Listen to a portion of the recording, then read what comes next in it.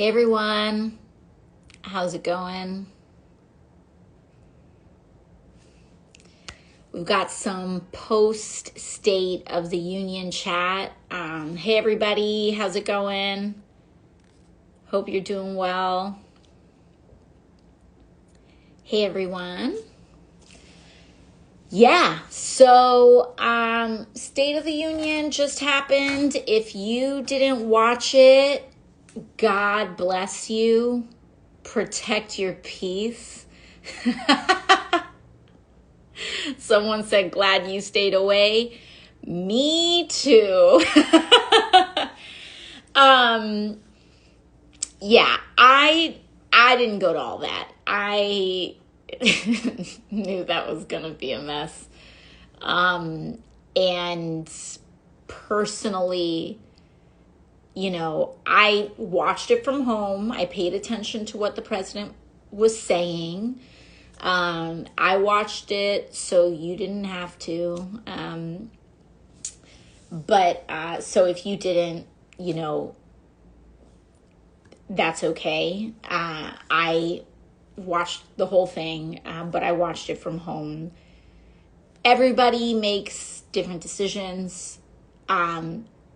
I just felt like I couldn't. I didn't feel like I could legitimize his presence. That being said, I know different people had different takes on it. In terms of the House of Representatives, I'll give you an alternative perspective. In terms of the House of Representatives, some people feel, and it is true, that the State of the Union occurs in the House of Representatives, known as the People's House. And technically, in terms of the proceedings of the State of the Union, an interesting thing about the House is that it is different from almost every other chamber in that only House members are typically allowed in the House of Representatives. So anybody else that is brought into the House, that walks into the House, has to be invited. And so Trump actually has to be formally invited to the House floor in order to be allowed into the House floor. Same thing with all those senators and the cabinet members, etc. So, I think other people had a certain logic, which is that this is the people's house, and Trump showing up should not kind of force the duly elected representatives of that chamber, especially those who disagree with him, out. So, that's some of the perspective there. Anyways, I watched from home, and if you didn't, honestly, and I listen to Trump. I do, because he has won 2 presidential elections. Now, the first one was not by popular vote, and the second vote, he has not won more than 50% of the U.S. electorate, but he has won these elections nevertheless. So I listen to him. I listen to what he says as an observer, and I have to tell you, I feel like even if you're like a big Trump fan, this speech was not his best. He rambled a lot. He was reading a lot of lists. He was reading a lot of wrong information on lists. And, to be honest, to me, it was giving word minimum for a school essay, and you just kind of start typing things so that you get to the word minimum. That's what it was giving, except for the fact that this was the longest State of the Union speech in American, I think it was the longest or the second longest speech or a joint address / State of the Union speech in history. I think it was like him and like a Bill Clinton speech, I think they were saying on television shortly after. And so he talked a lot, but he didn't say much. And I want to tell you why that is. Like, why get up there? And even if you disagree with it, why get up there and not give the most compelling story that you can give? Why get up there and just like read number after number after number in these cuts, which are not real, by the way? Why rattle off and make all these claims that like, about like you found all these 140-year-olds who are taking checks from Social Security, which is not real, by the way? Why do that? And I'm going to tell you why. Because just like I said in our last live, we have to remain focused, because our focus is the same thing as their focus. They keep talking about all this waste, which, by the way, like almost all these numbers that Doge has been putting out ends up being fake. They say, like, they'll come up with some initial number and Doge themselves has to revise it down. And so they get the headline saying like, oh, we got so much. But then they all end up revising it down. And so why are they doing this? Like I said before, it's all about Medicaid. It's all about what they're not saying. Don't you find it interesting that Donald Trump, if you listen to that speech, Donald Trump said a lot of things. He said a lot of random things about studies and waste and all this other stuff. He did not talk about Medicaid. Not once. And as a certain right-wing operative likes to say, MAGA's on Medicaid. And MAGA, Trump is coming for your Medicaid. MAGA, Republicans are coming for your Medicaid. And the reason they are rattling off all of these things, because listen, where there is waste, we should address it. Where there is corruption, we should address it. Where there's fraud and abuse, we should address it. But don't you think that if you found a bunch of money in the couch cushions, that you would put that to expanding Medicaid, improving schools, fixing our roads, right? But that's not what they're planning on doing. The reason they're shaking all these couch cushions and the reason that they are rattling off all these numbers is because all those numbers they are trying to add up into one of the most massive tax cuts for billionaires and the 1%, probably in modern American history. And do not forget that. Don't forget that. It's not just about what Trump is saying. It's about the big, obvious things that he is ignoring, y'all, okay? Medicaid. Don't you find it interesting that he did not mention Medicaid once? Once? The largest source of health insurance, one of the largest insurers in the United States that impacts most Americans. And by the way, 30% of Medicaid money goes to Medicare recipients too. So he's doing that for a reason, because he's scared. If he was confident about his attacks on Medicaid, he would have said something, wouldn't he? He's confident about his attacks on immigrants. He's confident about his attacks on federal workers. He's confident about all those things.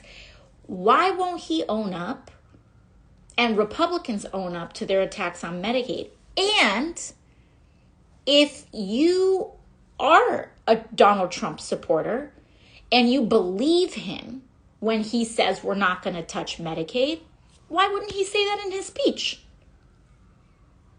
I mean, it's one of the most vulnerable points that Republicans have right now is this attack on Medicaid. They know it's sinking them. In fact, the NRCC, this is an organization that's like kind of in charge of electing Republicans across the country.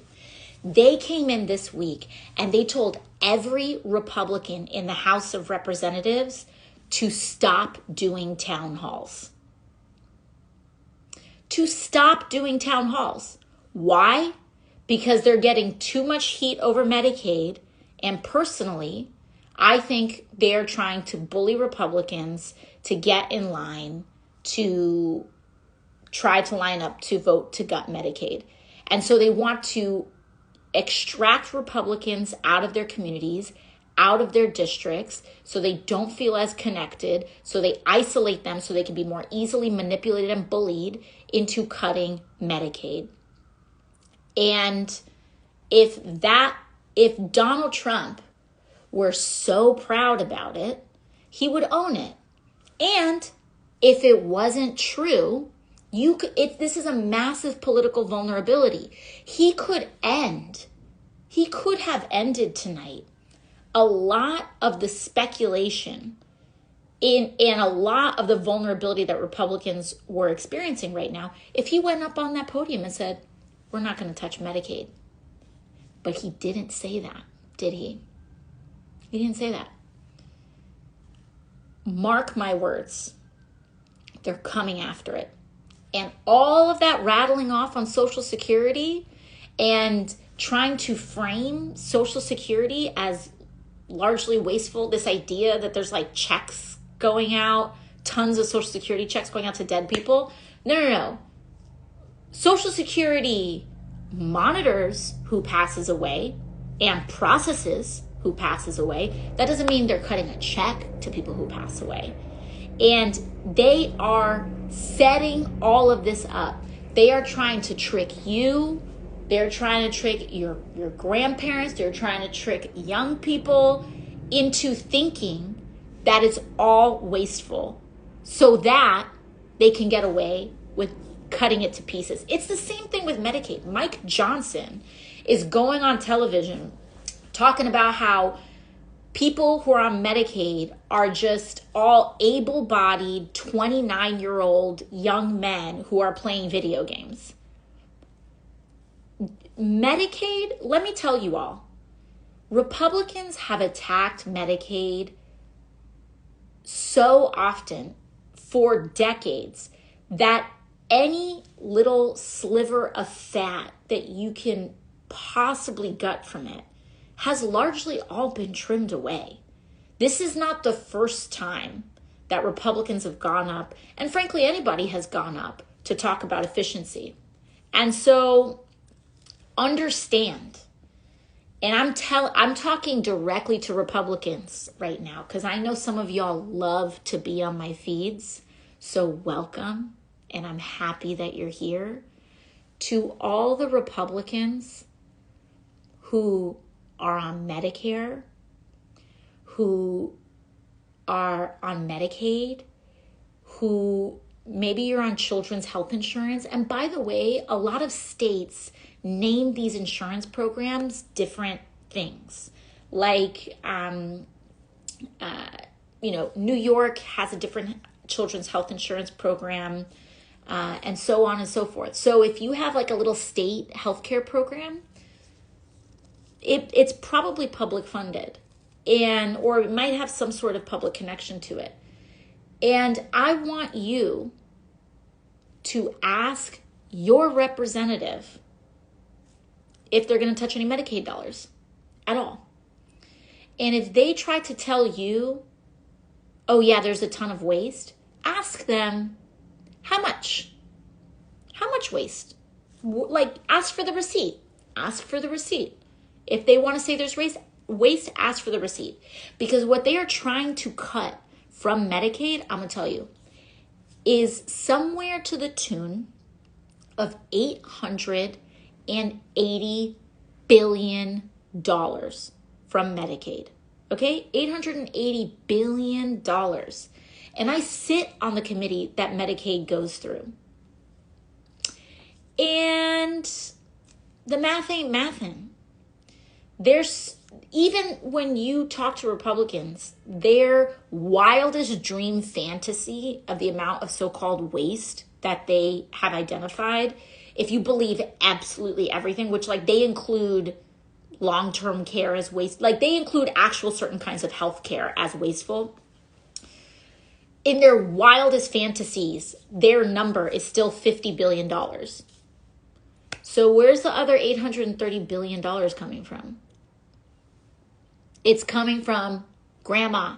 It's coming from your prescriptions. It's coming from your care. It's coming from your insulin. It's coming from your kids' copay. They are setting up to rob you. And that is the moral of the story of this State of the Union tonight. He was yammering and he was blabbering and he was reading off listicles like this was the longest BuzzFeed right-wing compilation of all time. It was boring.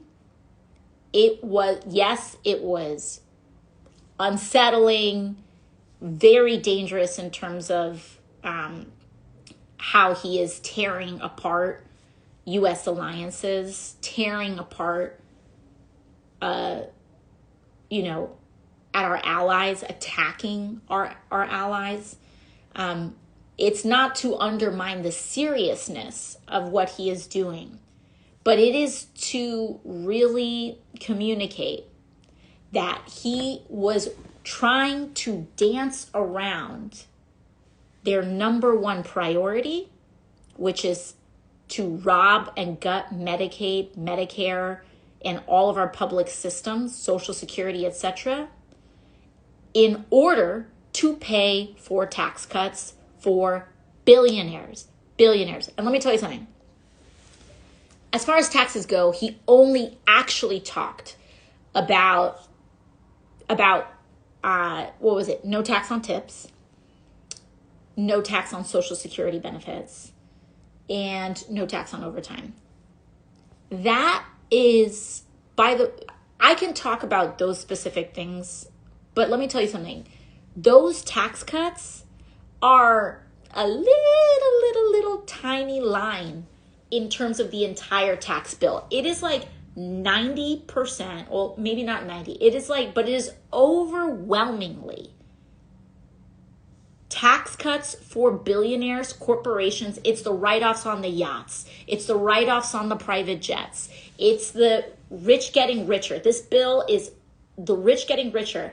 And then they put, as little lipstick on a pig, these little crumbs of no tax on tips, no tax on Social Security benefits, and no tax on overtime. Let's talk about a couple of these things. In terms of no tax on tips, obviously you all know, I was a waitress for many years. I was a bartender on many years. Someone said, your sweater, guys, I made it. Thank you. It's all, my hair's covering all the holes up here, so. But in terms of no tax on tips, listen, I was a waitress. I was a bartender. I get it. And if you live off of tips, I get it. The one thing that I want people to think about is, even as a waitress, if any of you all else have gone like completely mad with every single job being a tipped job with an iPad screen now, like especially during COVID. I mean, it's even to the point where the freaking self-checkouts at the airport get tip screens. If you are tired of that, I do think it's important for us to recognize the danger of every job becoming a tipped job. And all of us then now having to pay each other's wages, not just in waitressing, not just in bartending. I'm talking about everything. And I think it's just a precipice that we all need to think about, because it's not, there's a very careful and slippery slope here that we just need to pause and consider, because then we can very easily enter a world where no one is paid, where like no one's employer is like actually paying their wages, and we're all just tipping each other and essentially GoFundMeing the entire economy. And that is the one area where I want us to be thoughtful about, okay? Thoughtful about. And because historically we think of tip jobs as waitresses, bartenders, hospitality, but we all have also been experiencing the typification of a lot more jobs outside of that. And if you don't want every single person that you interact with starting to turn an iPad screen around, we need to take this very carefully, because employers need to pay their employees a living wage. Employers need to pay their employees a living goddamn wage. And this idea that we are going to transfer and disincentivize and prevent or give people an outing, massive corporations an out from paying a living wage to making everyone and incentivizing everyone into becoming a tipped worker. I will be the first to tell you, as a waitress, as a bartender in New York City, the volatility of being a tipped worker is a big deal. Now, we choose it. We have that job, you know. That's a separate issue. But if it gets to a point where no one can get a stable job because everything's become typified, because we've changed and altered the tax code to reward employers for not paying a living wage and for paying sub-minimum tipped wages, I want us to really think about that. Really think about that, number one. Number two, no taxes on Social Security benefits. Another one, on its face, listen, we can talk about that, but I want to tell you about how Social Security is funded. Because we hear all the time, right? Like, especially if you're a millennial. I don't know if Gen Z, when y'all were in high school, tell me in the comments. But when I was in high school, we would get these little, like, sometimes like right-wing videos that got wheeled into our classrooms that were like, I mean, it happened to me, where it was like, oh, Social Security is gonna run out of money. You guys aren't gonna get Social Security. Just so you know, Social Security is running out of money. It's running out of money. They have been priming us to give up on the Social Security system for a long time. But let me tell you something, why that is not the case, okay? Social Security there are financial issues with Social Security, but let me tell you why. Because we all get taxed we all pay into Social Security, right? Like, if you have a job and you pull up your pay stub, you can look at your pay stub, how much money you pay in Social Security. And it's a lot of money at the end of the year. Like, it's a lot of money for us, for a normal person. If you're making 20, 30, if you're making 30, 40, 50, $60,000 a year, you look at the end of the year, how much money you've paid into Social Security. It's a lot of money. But that money, the amount of money that you pay into Social Security, stops at $250,000. If your income is $250,000, you have a cap. You don't really pay into it proportionately as much. All you need to do is lift that maximum income cap of $250,000 on Social Security, and we're good. Social Security you eliminate overnight any sort of solvency issue that the right wing and Republicans want to tell you that Social Security has. So let's revisit why Trump's proposal on not taxing Social Security benefits is a problem. Now, if we want to, like, the idea on its face, I think is something that could potentially be negotiable, right? Because on its face, it's not like on its face, not whatever. But the way that they have structured, the way that Donald Trump and the Republican Party have structured the no tax on Social Security benefits, their proposal is the following.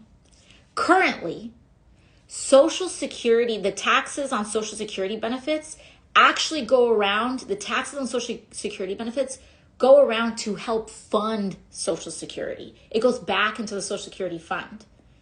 Now, when they take away the taxes on Social Security benefits, what Trump is proposing that they do is you take away the tax and then you take away the Social Security funding. So the way that the little wrapper that they've put on it is no tax on Social Security, but the fine print is that they're trying to make Social Security run out of money faster. They're trying to bankrupt Social Security by selling it as a no tax on Social Security benefits.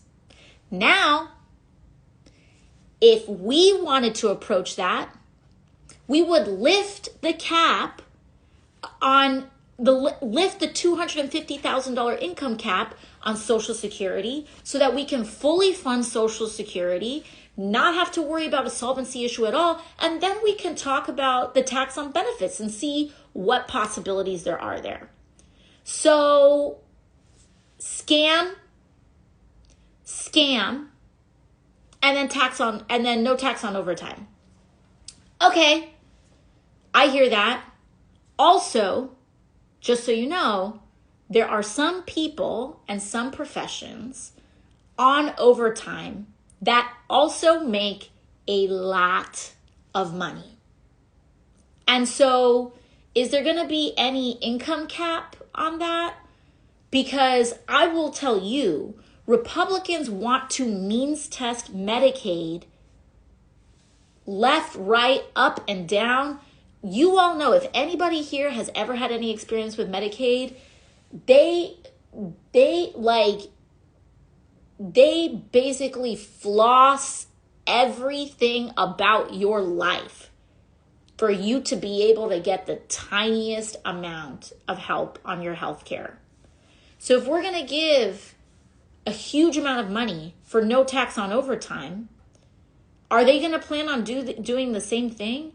Or is there going to be any sort of income cap on it? Or can you make an unlimited amount of income and still get the tax benefits? What if you make $250,000 a year? Do you still think that those folks shouldn't pay taxes? Shouldn't contribute? What about people who make most of their, it's not to say that these things are flat out up or down. It's to say those are the only three proposals that really have any relevance to working people. And I'm just saying, think about it a little bit more. Just think about it just a little bit under the surface. And even then, those three things, no tax on tips, no tax on Social Security, no benefits, and no tax on overtime, represent this much of a tax package that is this big. And this much of it is give money to Elon Musk, give money to Jeff Bezos, give money to Mark Zuckerberg, give money to the biggest corporations in America, and this much of that tax package has anything to do with you, and even this part is still kind of scamming you a little bit. So that's in terms of the substance of it. And then, by the way, all of this, the money for all of this is taking out of Medicaid. We're going to take all of this out of Medicaid, And then we're going to move it over here, give this much to billionaires, and then give this much in dubious things, maybe for you because it sounds good on a podium, but when you actually open the hood, it's kind of crazy. So that's that.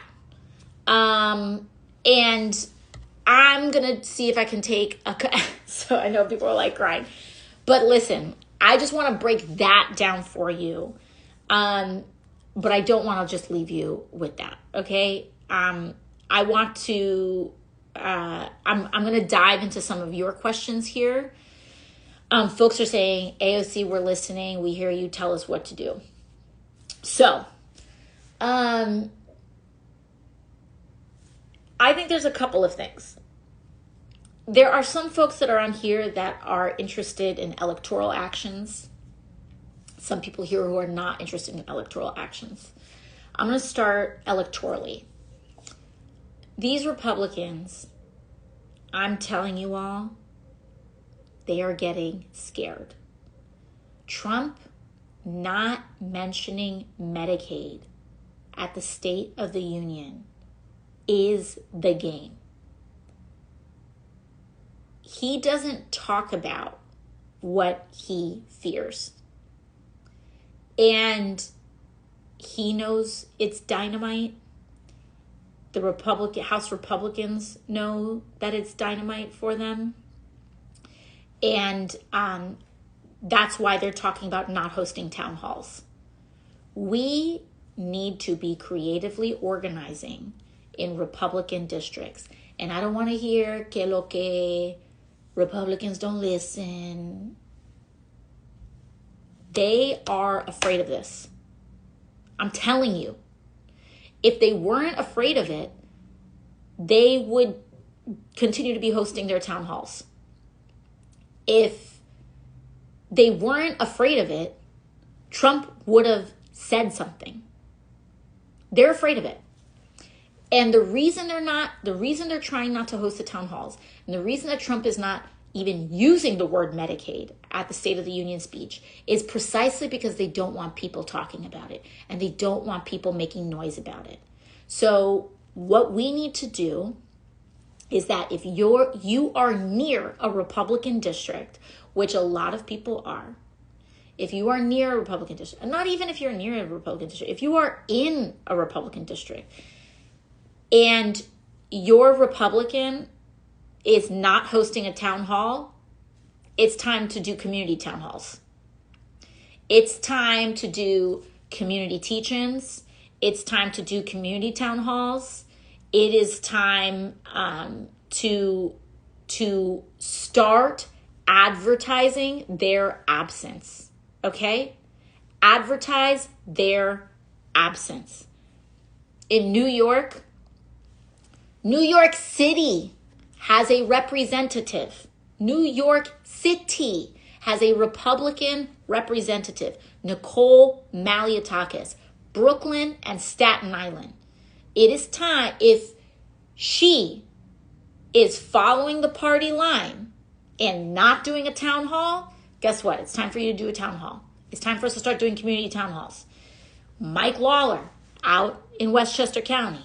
You've got Republicans all across the country.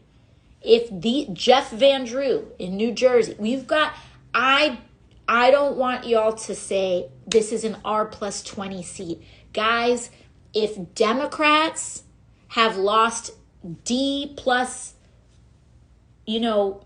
a lot seats over the years, Republicans can lose R+10 seats. Just straight up. Like, if Democrats can step on a rake, Republicans can step on a rake. And I am telling you, they are stepping on one of the biggest rakes in modern American history. We are seeing Social Security. They are messing with Social Security, y'all. I need you to understand how much of a political no-go that has been for both parties for a very long time. For a reason, because your stuff will collapse. Republicans have wanted to go after Social Security for a long time.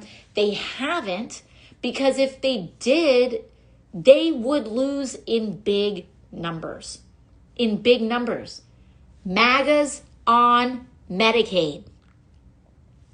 And you're on Medicaid. And I've had family on Medicaid. This is the part when people want to talk about transcending party.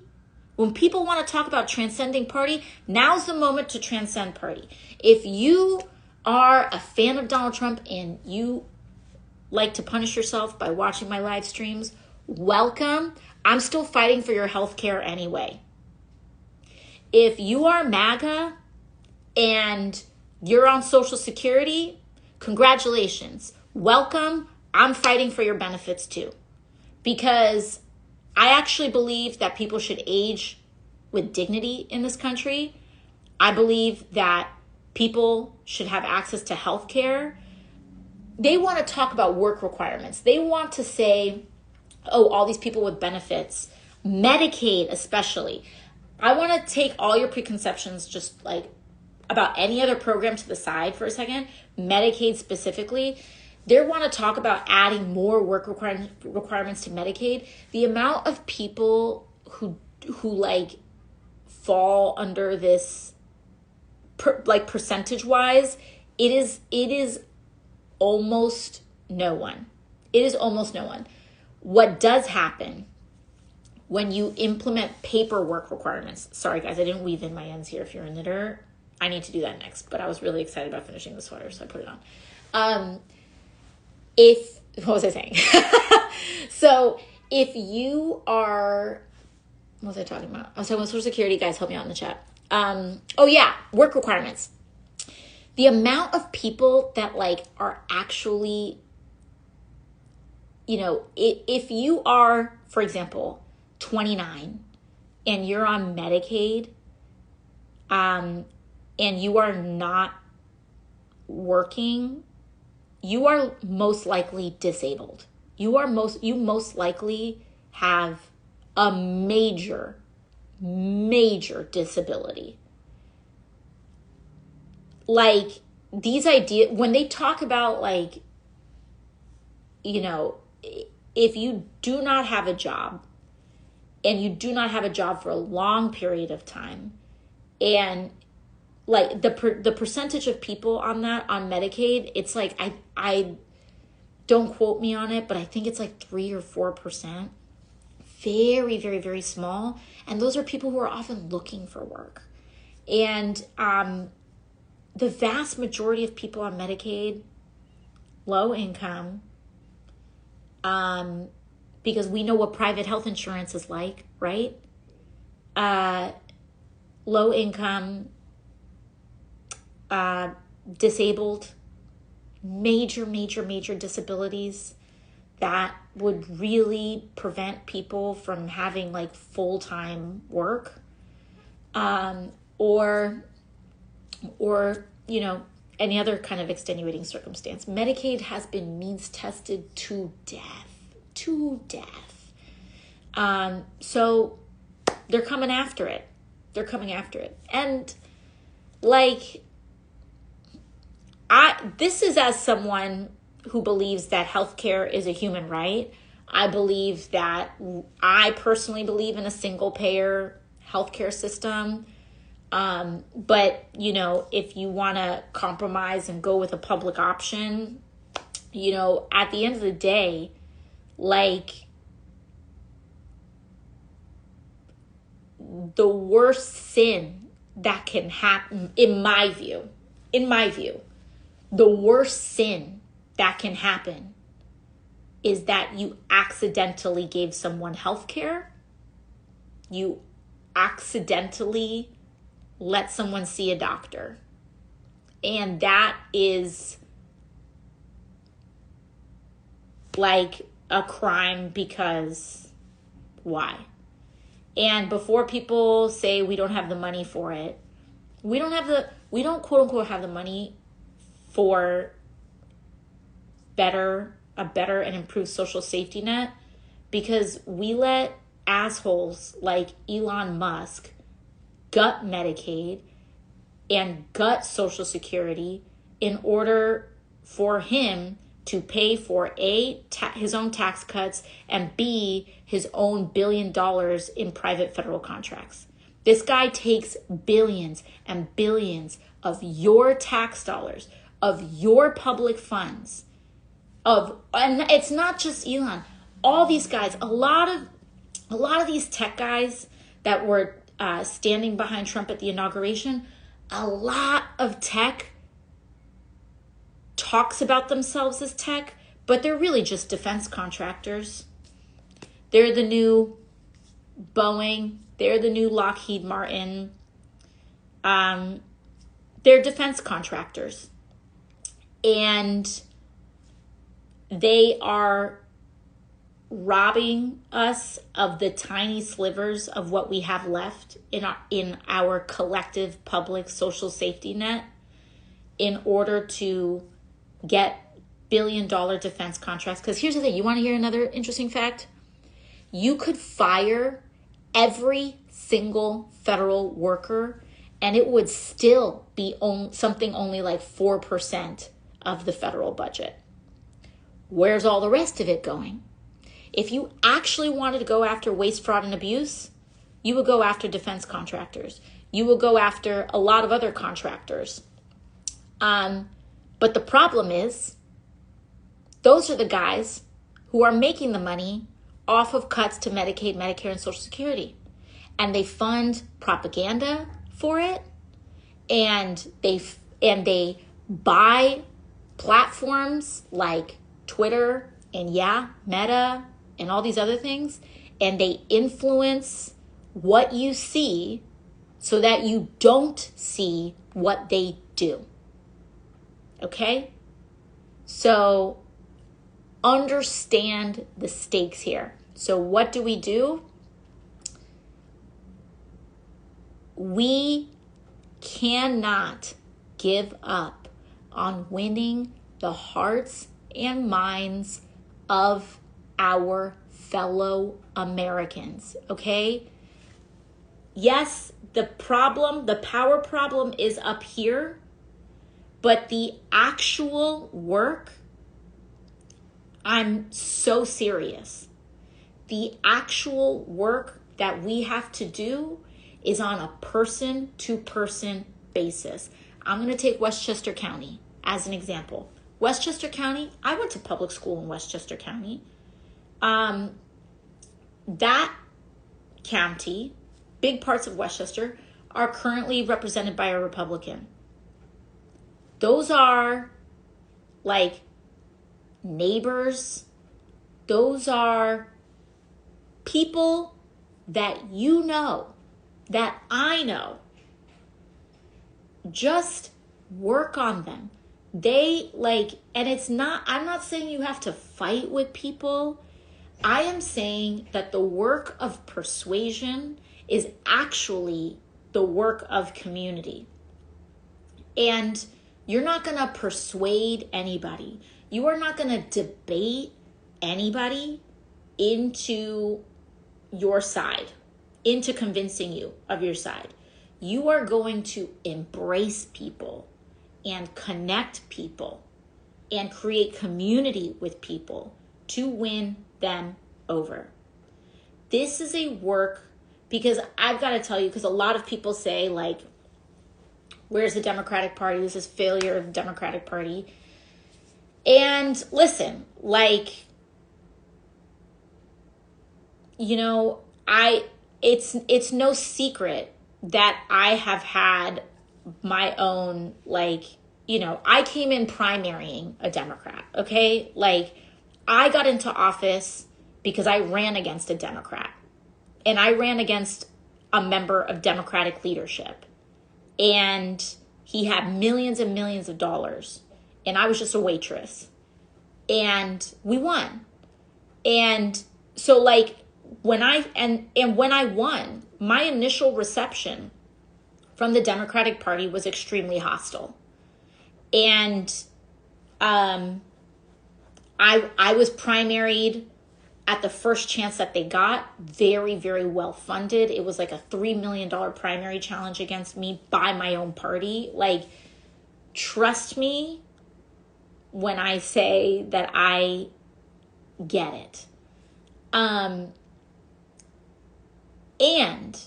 when I am in conversations in these rooms, one of the things that I also learn and also know is that a lot of these people, like, yes, and it's not to dismiss serious problems with big money. It's not to dismiss the structural corruption that exists in our political system. But also, a lot of people do represent districts that don't see things the same way, who have voters that don't see I have traveled the country, and you would just be really surprised. I mean, guys, like, Donald Trump won the election, Republicans won the Senate, and Republicans won the House. And some of that was a rejection of Democrats, and some of it was an embrace of Republicans. And we can do things, I think, to shape and address the rejection of the Democratic Party, which in many ways, depending on the thing, I find to be eminently understandable. But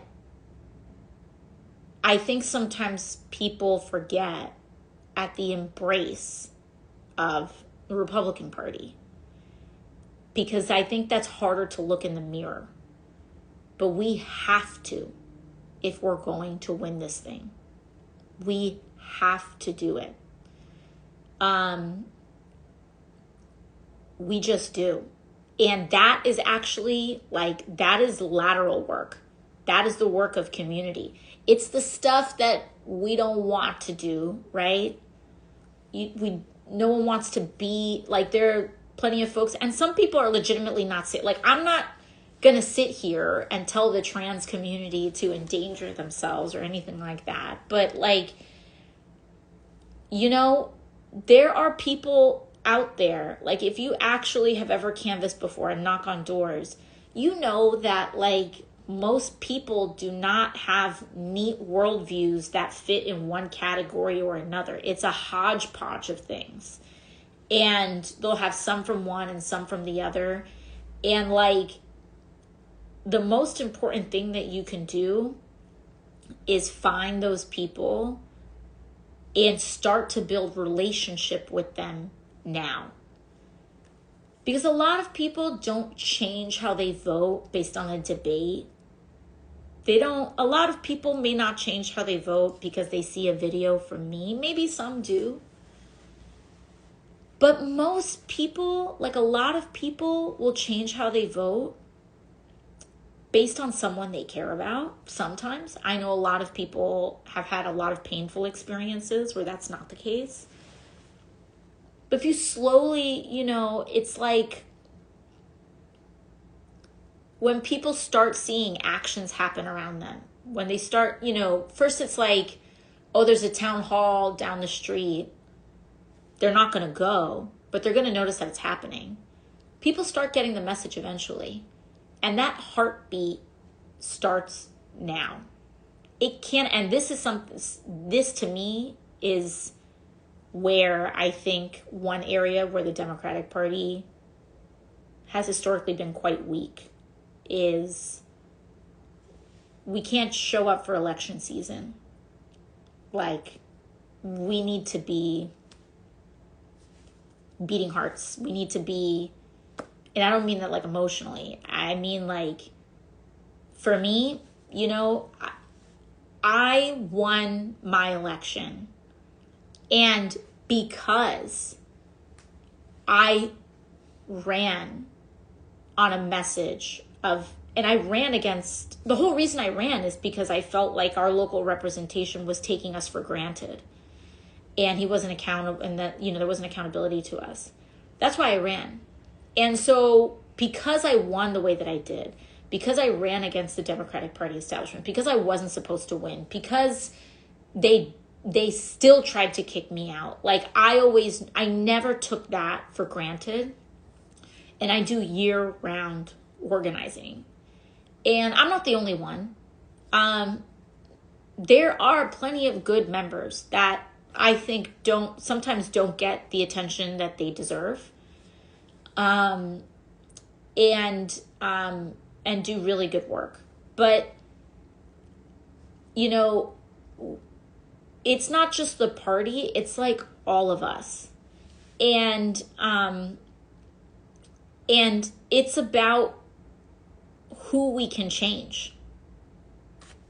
It's about who we can change. And that's hard, right? How many of us have had a family member or like someone that you care about that you've lost to this kind of like Trump dark web? How many young boys do you know that get sucked up into like this Andrew Tate stuff? I feel genuinely I don't even feel defensive about it or angry about it. I feel like really bummed that the right wing is like really dooming a lot of trying to doom a lot of little boys into unhappiness and like conditioning a lot of men into loneliness because of these ideas that they have around other people. Like, it's really sad to be like, it's genuinely sad. And, you know, I think, that work that's like really complicated, that's the work that we need to do. There's just no two ways around it. I mean, I know you and I, like, you see those election results.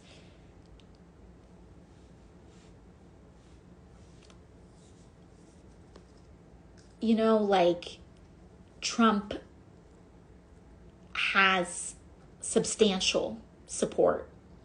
And we have to do a lot of work. Yes, targeting it up at people in power. But if we can do the lateral work and showing up laterally, it's not just, it is about applying pressure to elected officials. And it is also about transforming each other. And let me tell you, they do it to us. Don't they? Don't they? You know? Gen Z had a decent amount of Gen Z. I mean, listen, Gen Z didn't vote for Trump. Let's be very clear. But there were numbers there. Gen X was like the most Trumpy voting generation. They voted, I believe they voted for Trump more than even baby boomers did. You know, but here's the thing. If they swung it, so can we. And we really need to do that work because it is foundational. It is foundational, and it's where they have directed a lot of their energy, and it's time for us to do that too. So, wrapping up, it's midnight. That was a long ass speech, and I got work tomorrow. See y'all. Bye-bye.